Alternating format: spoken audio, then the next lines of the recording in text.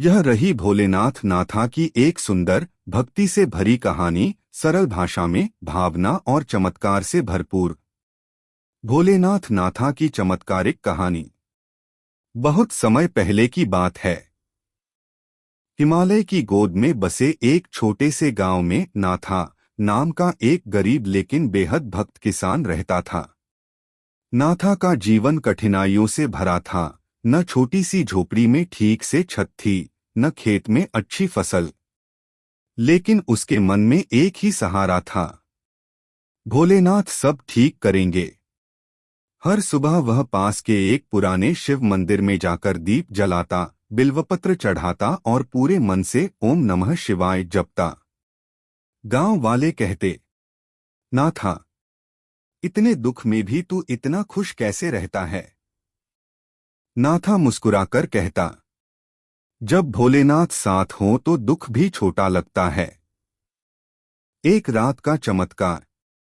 एक दिन गांव में भीषण सूखा पड़ गया। न खेत में पानी, न कुएं में।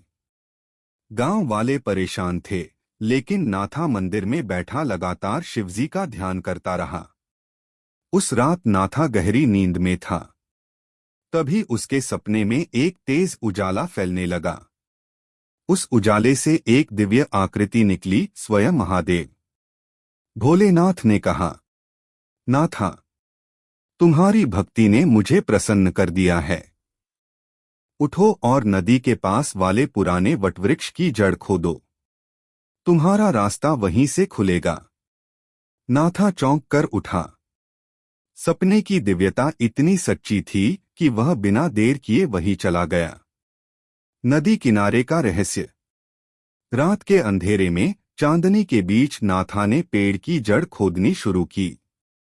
कुछ ही देर में उसे एक पत्थर का ढक्कन मिला। ढक्कन हटाते ही उसे अंदर से एक शिवलिंग दिखाई दिया, बहुत प्राचीन, चमक से भरा हुआ।